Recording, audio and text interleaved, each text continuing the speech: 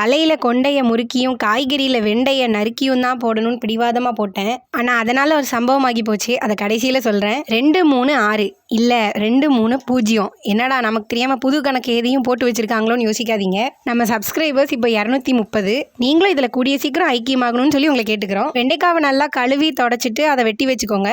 அப்புறம் அதில் மஞ்சள் தூள், மல்லித்தூள், சீரகத்தூள், சிக்கன் மசாலா, மிளகாய் தூள், இருங்க இன்னும் முடியல. அப்புறம் அதில் இஞ்சி பூண்டு விழுது, கரம் மசாலா, தேவையான அளவு உப்பு சேர்த்துக்கோங்க. எலுமிச்சை பழத்தை பிழிஞ்சு அதோட சாறை சேர்த்துக்கோங்க.